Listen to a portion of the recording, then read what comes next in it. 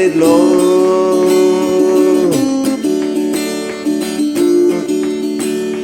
waiting all night long.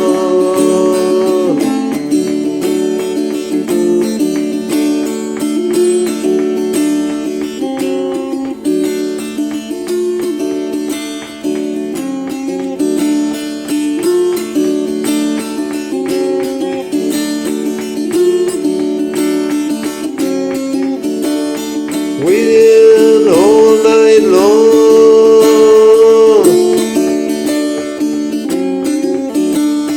waiting all night long.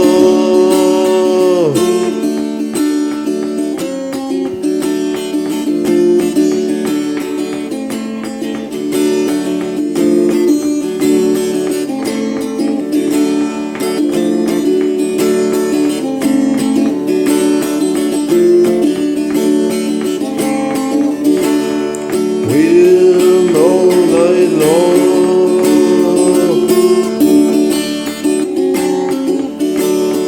waiting all night long,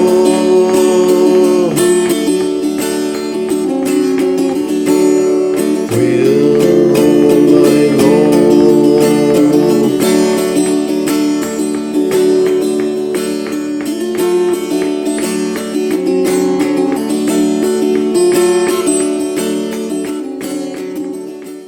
My art journey began at a lot younger age. I was around 6 or 7 years old when I started painting, and it was I guess my mother's influence to keep me involved and out of trouble.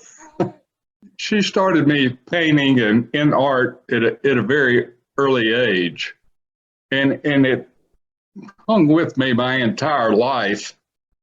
Growing up on the edge of my grandfather's farm, it was, I had a lot of subject matter to draw and paint from. And we raised all types of animals, and as well as did farming, and grew cotton and corn and soybean and a lot of other products. But it was a source of inspiration, I guess. We raised a lot of fowl, chickens and guineas, peacocks, those types of birds. So they offered a lot of subject matter to draw from, and that's one way I got started. I would spend my time, I had an hour drive on a school bus home from school every day, and I spent that time drawing. So that's probably some of my earliest memories of being involved in art. That kind of grew up, when I hit junior high school and high school, I had formal art classes. So I got exposed to a lot more aspects of art other than just drawing and painting.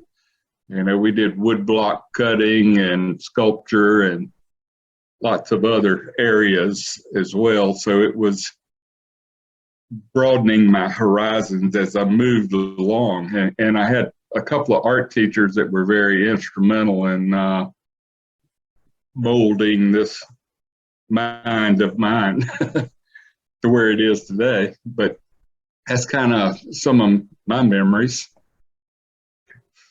The engineering background certainly was influential, especially in pen and ink. But that's what we did. Most of the mechanical drawings years ago was in pen and ink. So it was kind of gravitation towards the ink side of my artwork, but not so much for the painting. Yes, I did spend a lot of time in the Air Force, and I was stationed in South Dakota, and it was about 20 miles from the Badlands National Park, and being able that close to the park kind of got me started painting there while I was in the Air Force. And I traveled around all over the western states to various national parks, and did my landscape painting there. So that's kind of how it started. But I've held several different jobs in senior management in various companies, and I would always throw my drawing pad and my travel watercolors in my briefcase, and off I would go to work. But I spent my spare time, painting a lot. I was in South Dakota for about 2.5 years. That was my last duty station, and that was a long time ago. That was about 50 years ago. My wife and I got married right before I got out of the Air Force, and we moved back to South Carolina. And from here, we were, transferred, lived in different places. My last job was in Ohio, so we moved back from Ohio in 2004, and I started a company here in South Carolina, a construction company. So that kind of served its purpose for about 12 years, and then I retired, sold out, and from there I've been painting full time.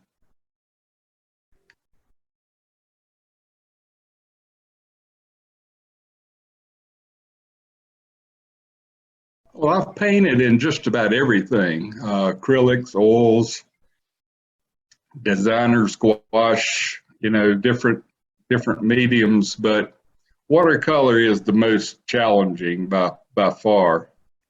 And for me, I really like the transparency of the medium. It's a medium that you can be real loose with as well as real tight with. So it offers a lot of different aspects to it that other mediums don't offer. If you make a mistake in oil, scrape it off, repaint it. Can't do that in watercolor. If you make a mistake, you're done. It's just throw it away and start over. So from that aspect, it's much more difficult, and I like the look of it better than oil or acrylic. You had to rely on your photographs to do your watercolors. In a lot of cases, yes. I don't like to paint in plein air simply because the environment affects watercolor much more than it does any other medium. Oil's not going to dry out on you, but on a hot day, watercolor evaporates and it dries much faster. So it's hard to be consistent, painting in plein air. So I prefer to do studio paintings.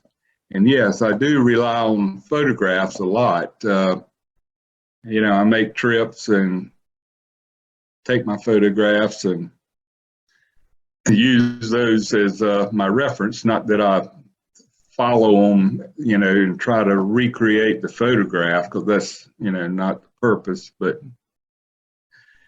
hopefully to capture the essence of a place, not necessarily just copying a photograph.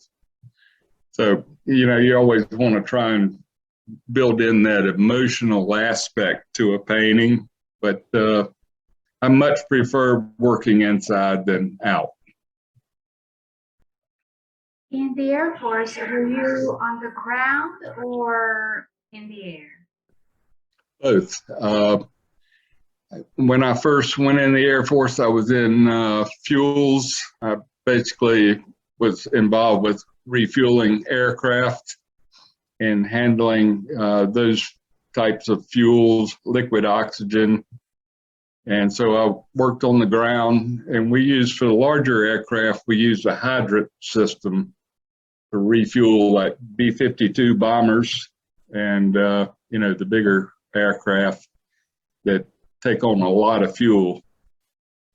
But later on, I was involved in in-flight refueling, so I was on a flight crew, so it was a different change.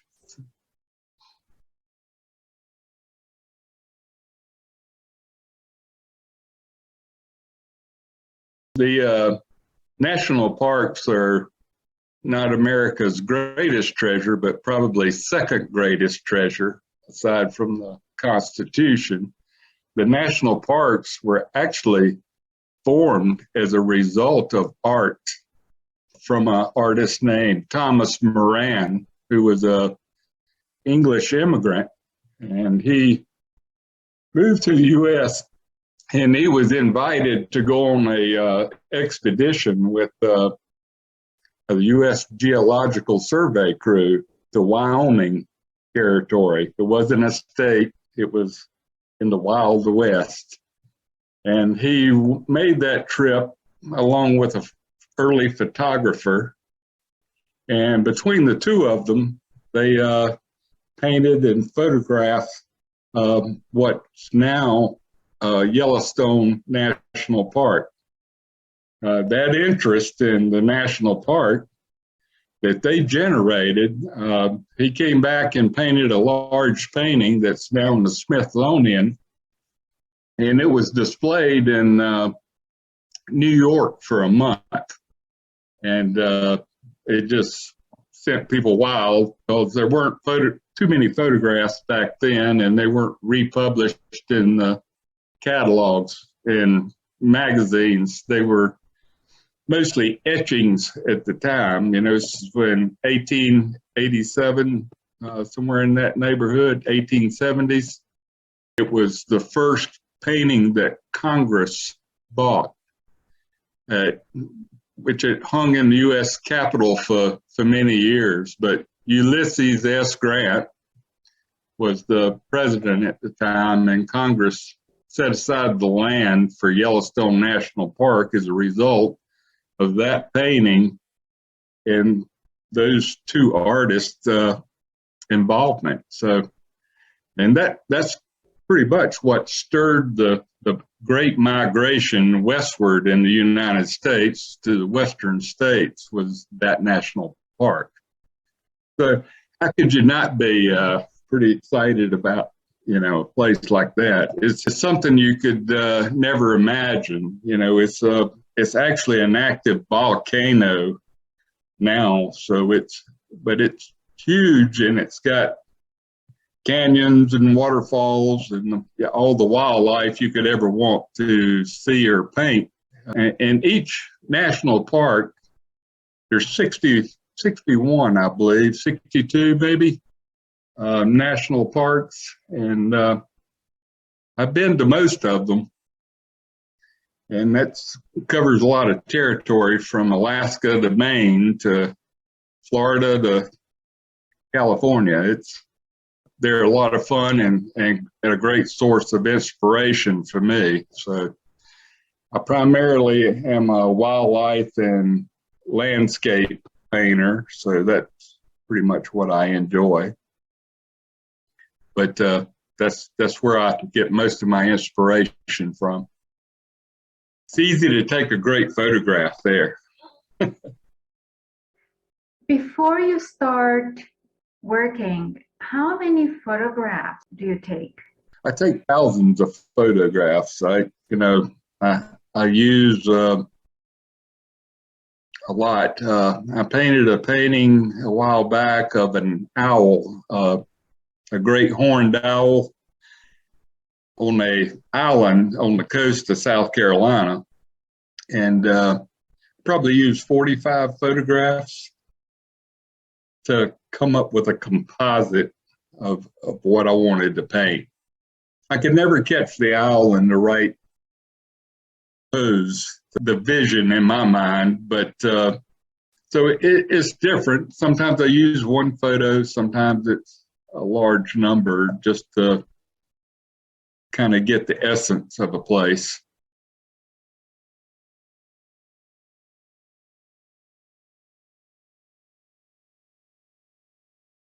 You know, there's a million different colors of watercolor, and of course, you can mix them to create your own colors.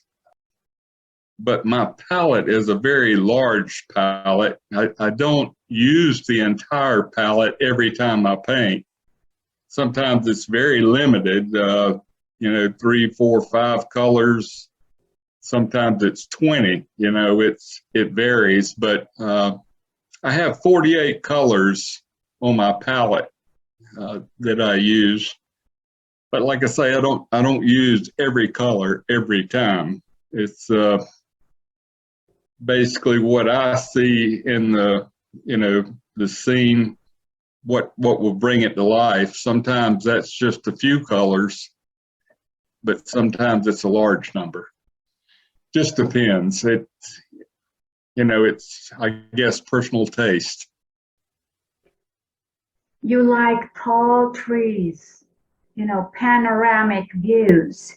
Yep, it's I'm usually working on full-size watercolor paper, which is 22 by 36 inches in our measurement system.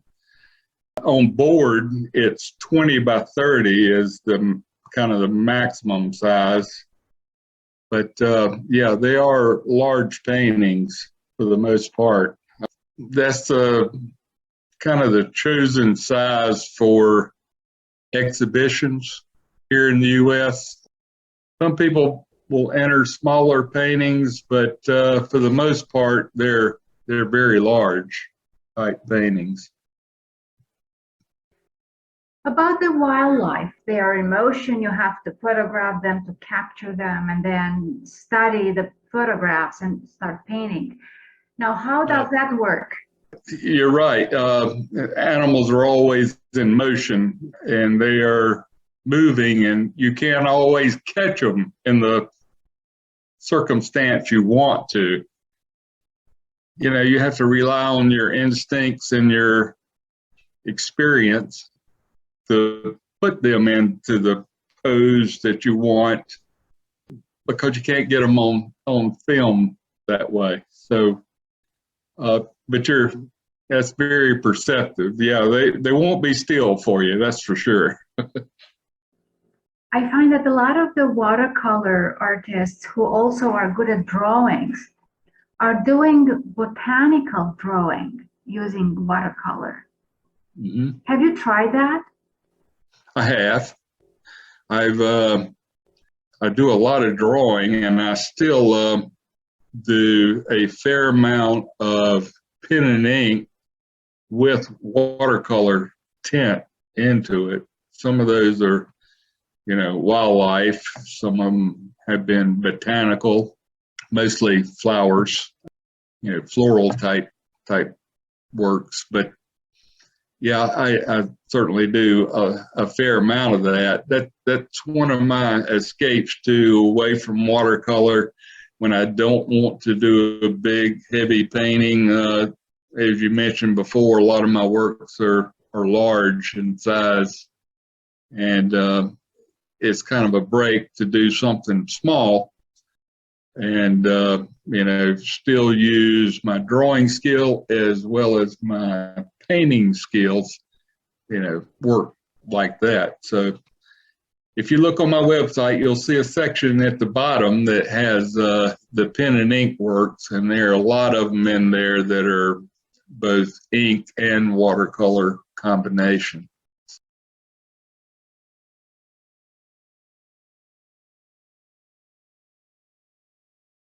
Most of the churches that I've painted are in South Carolina. They're some of the oldest buildings in South Carolina, dating back to the 1700s. But yeah, they're, I guess, legacy buildings here for us. And in Charleston, South Carolina was one of the biggest cities in the United States back in the 16 and 1700s. So it's called the city of churches because there's so many churches there, every denomination possible. But it's there's some great buildings to paint there, and it's a couple of them. They're authors from the U.S. Constitution, are buried at the, a couple of the churches that I painted. So they're very historic places, but not necessarily big, huge buildings. The one that you probably have in mind, the White Church, is a place where George Washington visited and attended service during his presidency as first president of the United States. As an engineer, you were into structure. Then when you became an artist, you had to loosen up a little bit. How did you make the transition from that rigid type of designing work to artwork? It wasn't a transition from engineering to art. It was a transition from art to engineering. It was how to tighten up to be an engineer, to do the building drawings, and I was mostly involved with construction of new buildings. So that's what we were drawing, were buildings and conceptual ideas. We spent a lot of time working with architects and doing that sort of thing. So my transition was to go from being in art to being an engineer for so many years. So, and then coming back again from that real tight, mechanical type construction drawings back to fine art. So it was really easier to make that transition than it was to being an engineer. Back in the day, we used to have to take classes just to learn how to letter and how to write in an engineering style for drawing, which is something that's, kids today wouldn't even understand. Their computers will do it for them. But back in the day, we were generating the ink drawings by hand, and it was quite challenging to be in that environment.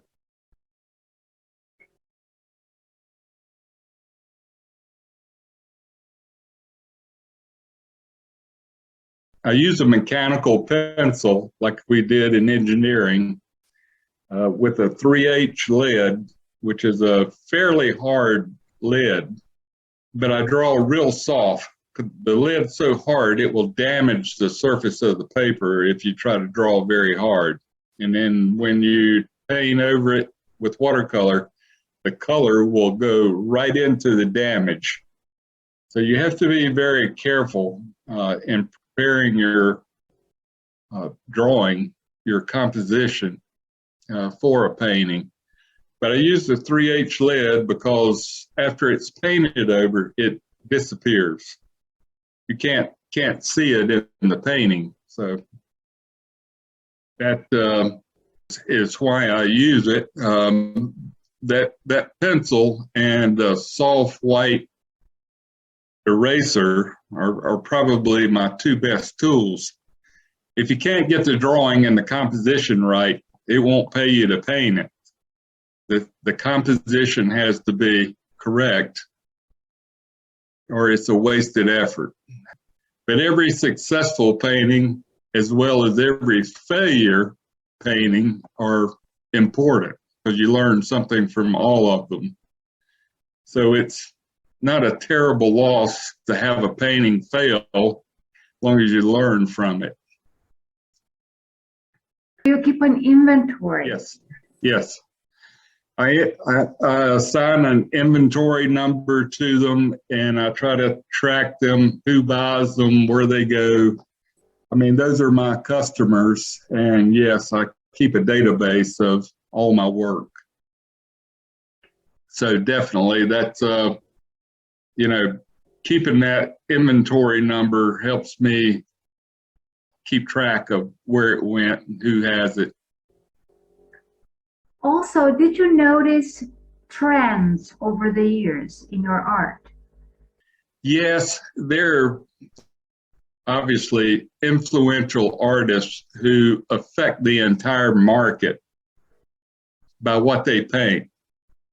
And all the artists want to copy them or follow them to be successful.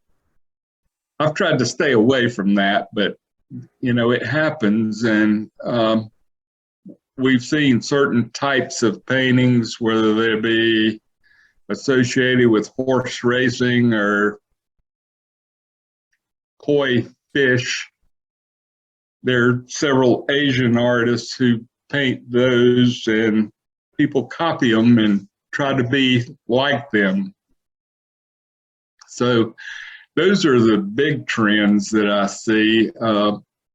Otherwise, art stays pretty diverse. It's, whatever your mind can make of it. It's about how far you can stretch yourself and take risk and create something that's unique. It might look like a normal scene, but how it's put together, the technique that's used is something different. Where would you say you are right now? I'd say I'm an emerging artist. That may seem shocking to you, but I haven't been in the art business, the business of art, very long. I am still learning. Still learning about watercolor and how to manipulate it. I'm not sure that I'll ever be completely competent, but it's been a great journey. It's a learning journey. Being a professional artist is the hardest job that I've ever had, and I'm sure it will remain so. But it's been a great opportunity to meet other artists from all over the world, to compete against them, to put your work up against the best of the best in the entire world, and see how you stack up.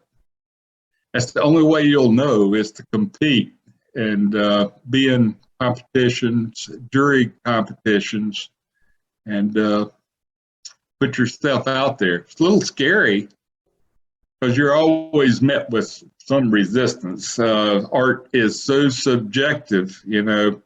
One person will love what you do, the next person will hate it. And you have to be able to accept that criticism and take it to heart. Sometimes it'll make you a better artist.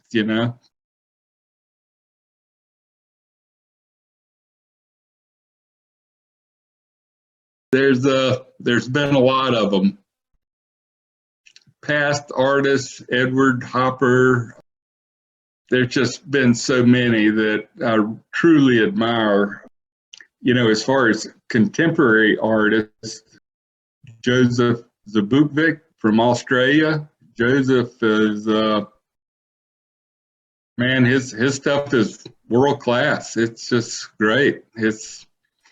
But he does a specific type of art. He's doing more architectural type paintings than anything else. But he incorporates people into them. He also does the wildlife, like horses and horse racing, and he influences the entire market worldwide with his paintings. But there are, other artists. Joseph Salmonen is another great one. There, just tons of them that have influenced me, and I like their work, but there's not too many people that I would want to try to emulate. I want to be myself. I want to have my own style, my own allure to my paintings, rather than copying somebody else.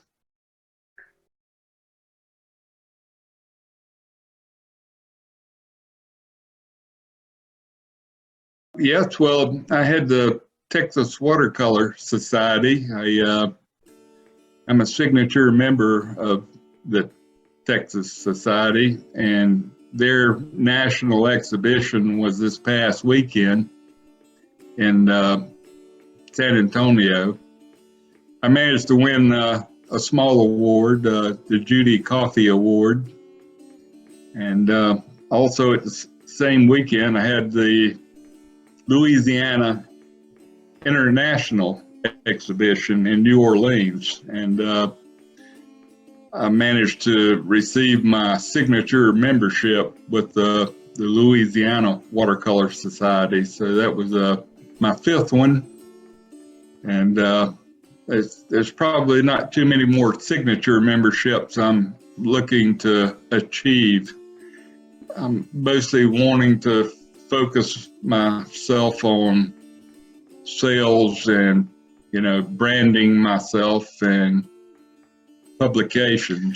But so far this year, I've managed to be accepted in the 6 national and international exhibitions.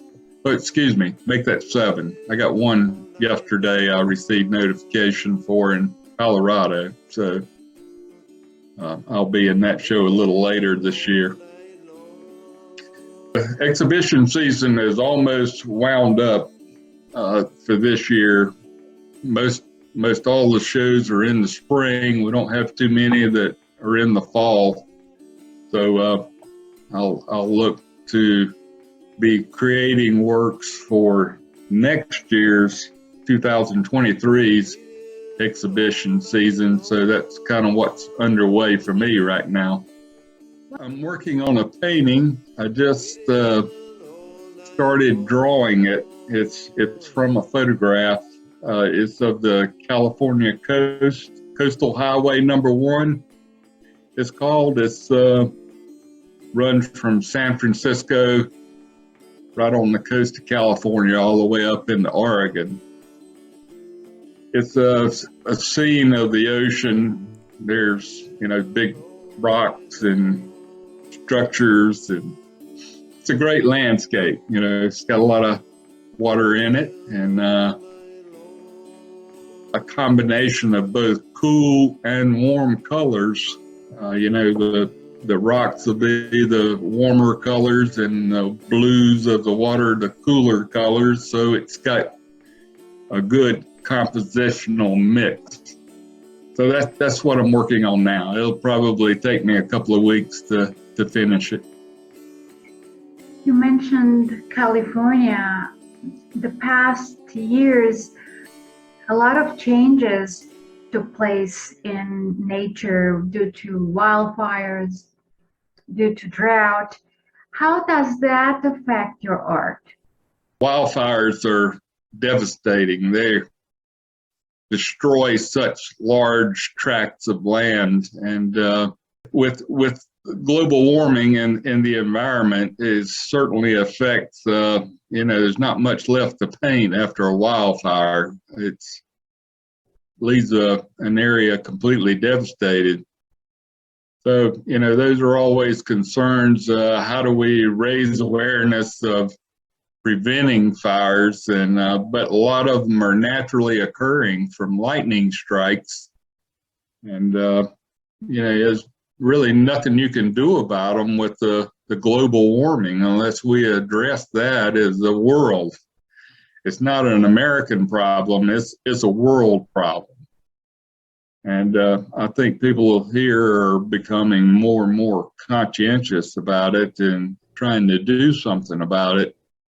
If we screw up our environment, it's on us. It's our fault. It's environment's what creates the air we breathe, the food that we intake. It's everything that sustains us. So it's pretty important. As an artist, I think it's important that we relay that message. How do we get beyond it? But Have you thought of doing a series on waterfalls? Yeah, I have thought about doing a series in just about everything. And probably have at one point.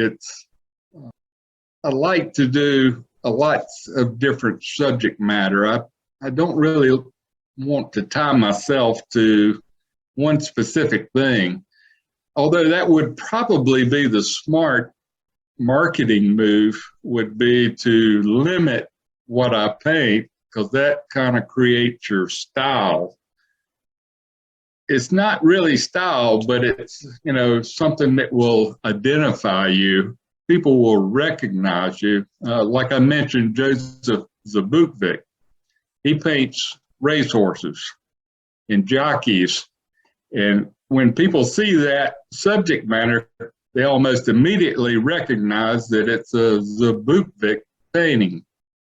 So Josie he's great at branding himself that way. But for me, I like to paint too many different things. It might be a sailing ship one day, and the next day a national park landscape. That's kind of my thoughts on it.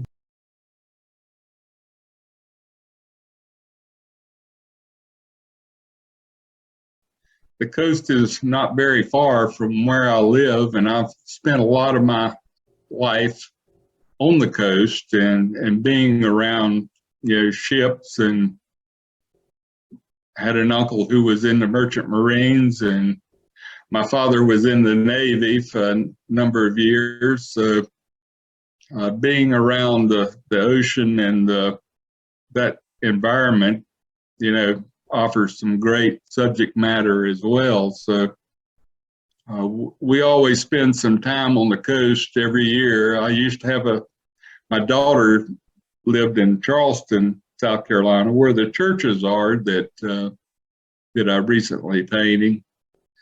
And so, we were visiting her quite often and spending time there as well.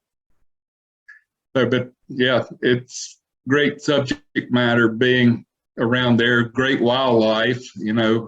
There's big bird sanctuaries and wildlife sanctuaries all around the coast of South Carolina. So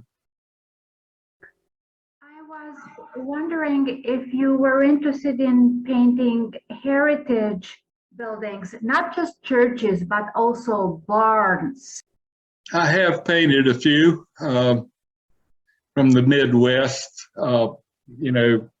It's pretty easy to find a big old classic barn that offers a good subject. But yes, that's certainly on my radar too. Almost everything is. I'm, open to pretty much paint anything. Probably the only thing that I don't paint a lot of is portraits. Just something that doesn't interest me very much. What about planes? You've been in the Air Force. Did you paint planes?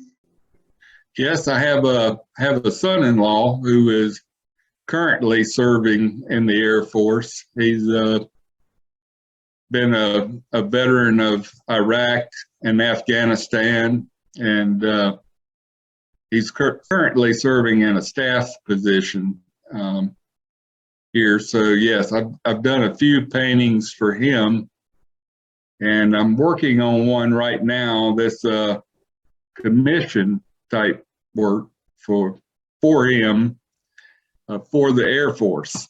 It'll be donated to a squadron that he was involved with. So hopefully they'll like it and market it.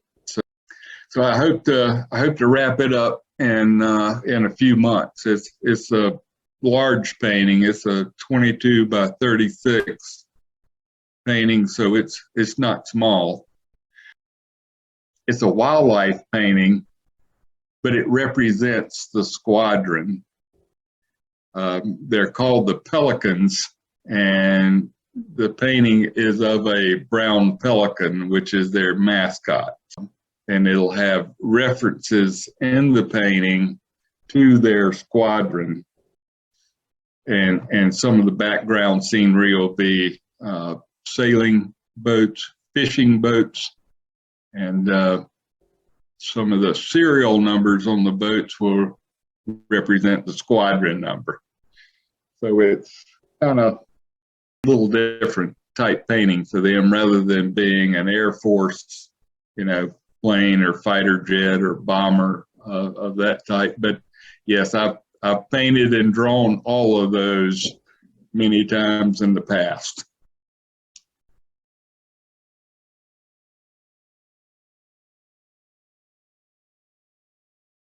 I've done a lot of falcons and owls and different birds like that. Have been in a lot of the paintings that I've completed, especially in recent years. People are trying to show their dedication to American values in different ways than they used to in the past in terms of art. Right. Art is forever changing, and it's great artists influence the direction of art. I like it all.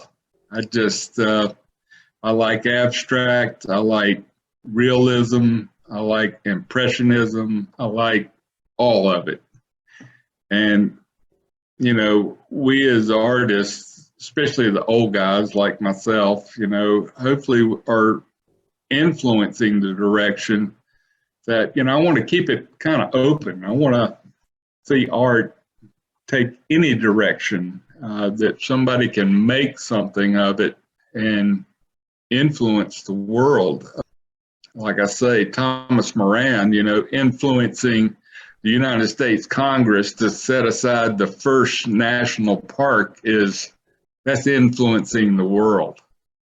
That was changing the entire direction of the United States at a time when it needed it. So that was a period right after the Civil War, and that people were not sure of their direction, and he helped set it.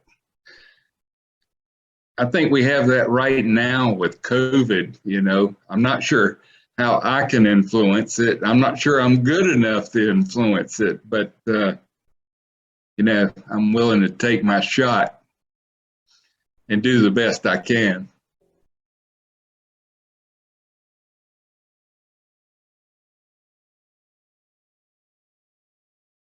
Summer's no different than winter. It's the same type work year round, although I try to take some time off in the summer to get past the exhibition season and take that break, because sometimes my head needs it. I can come back, be more focused after a little rest and relaxation away from art. So for me, it's taking a little break is what my summer offers. And then the fall, I'm trying to prepare for the coming year, deciding which exhibitions I'm going to try to compete in.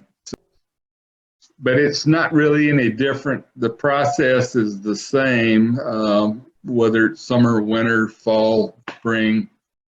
I'm always painting at some point, My breaks aren't very long. They're a week at the most, and then it's back to work.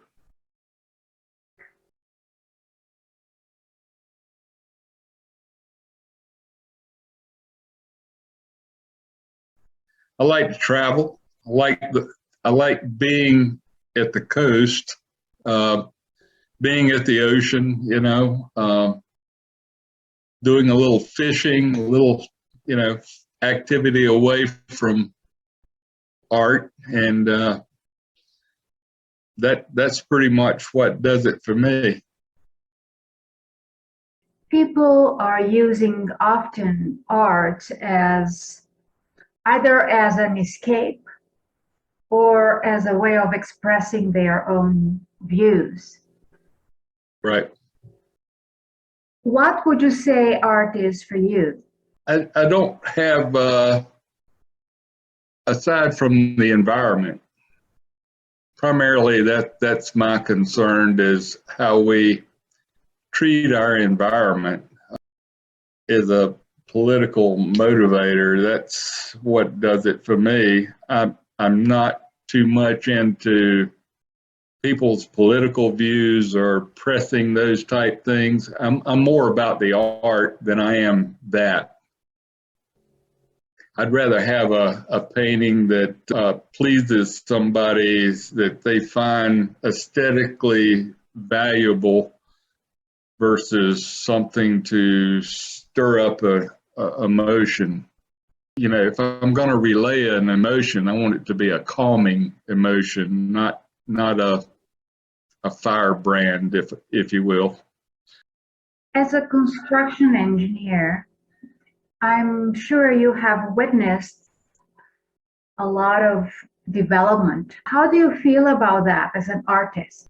Technology is changing so fast compared to the way we did things, 40, 50 years ago. It's astronomical how we design buildings. I was used to, when I first finished school, I was using a slide rule, not even a calculator. So it's changed a lot, and I see it only, trending that way. Something is timeless about art. I don't believe a machine will ever produce a quality piece of art. Not for me anyway, but it doesn't hold that emotional foundation. But technology is going to rocket forward, and it's going to impact art. It impacts sports. It impacts every aspect of our life, and it's going to be there in art as well. From the materials that we use to how we're able to view it and see it on a daily basis. So it's forever changing.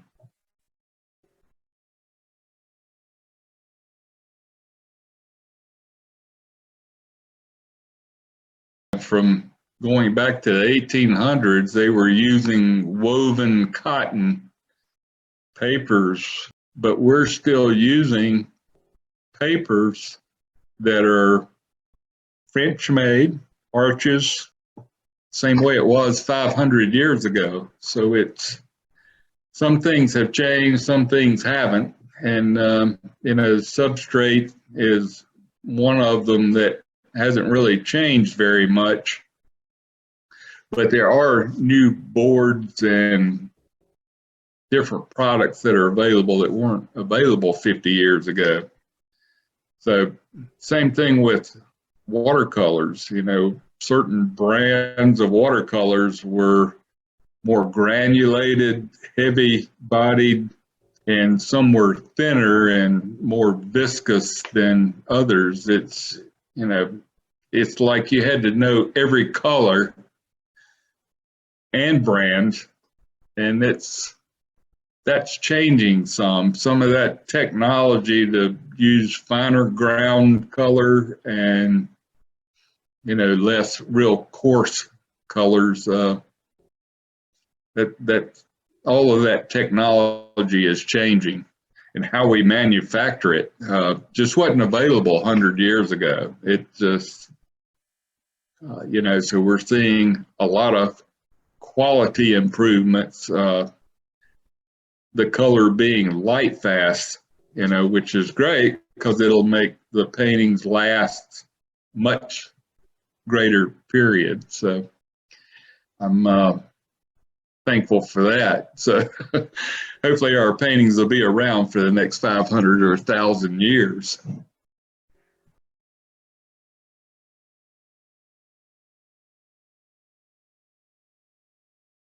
I have 2 or 3 different travel cases that I use. when I'm on the road.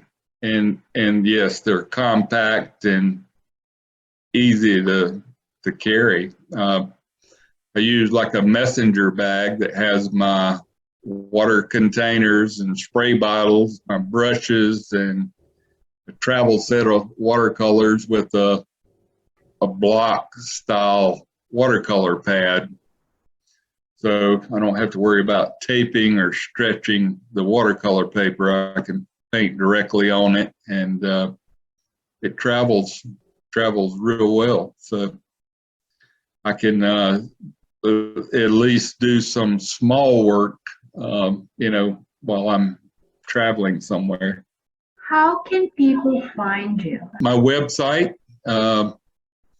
hopefully I'm going to get published a little bit broader in the coming year.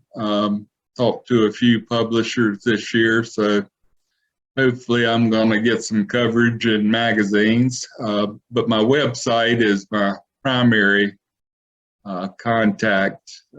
Has my phone number, email address. All my personal information is hanging out there on the internet. So all they need to do is Google my name, and if you search my name, it should come up with my website. I keep about 150 paintings on there. They're forever rotating as they sell, and some of the work I give away through my website. I write a newsletter quarterly, and I also write a blog about painting. So for young artists coming up, it's something they can read and understand the process of, doing juried exhibitions and how to apply, how to paint, various topics on watercolor painting, and some art history to boot, talking about, one of my favorite artists is Winslow Homer, as a watercolor painter, 150 years ago. He's still tops in my books, Anyway, I cover a lot of topics, but I also give some art away as a result of that newsletter. Hopefully that art gets spread out, across the United States mostly, but it's open to anybody that wants to join it in Europe or anywhere in the world. But I do give 2 paintings away a year, and hopefully they'll of a good enough quality that they get people excited and sign up for my newsletter. So I try to communicate through that, as well as my website, as well as exhibition catalogs and through exhibitions, and hopefully I get a little more press this year. I hope young artists are out there, that they get excited about watercolor. From my point of view, I think watercolor is probably the hardest medium that's available out there, the most challenging and the most rewarding, but it frustrates new people trying to paint with it. They can't get the color saturation. There's just so many variabilities with it. How much water do I use? How much pigment do I use? What type of brushes? They need that help, so I'm trying to make myself available to give them that help, and hopefully we can create a whole different generation of watercolor artists. It is an important medium. It always has been, and it's it still operates under the stigma that it's a kid's medium, or something that you progress to oil from. I think you progress from oil to watercolor. That would be my normal progression, but because it's much more difficult than painting in oil or acrylic or anything else. But hopefully to create a whole new generation of watercolor artists, and see what they come up with, because it's a challenging medium. It's very versatile. It lends itself to loose or tight work, whether you paint impressionistic style or realistic style, it could be used in a variety of ways. It's very versatile. So hopefully that'll continue to happen, and people will see the work that's being produced, because there's some phenomenal artists in the world. We have a list of phenomenal artists here in the U.S. We lost one that was tops in my book. His name was Morton Solberg, and he was primarily a landscape and wildlife artist, and he passed away back in January, but his work is phenomenal. Hopefully we'll have some more of those type people, come up through the ranks.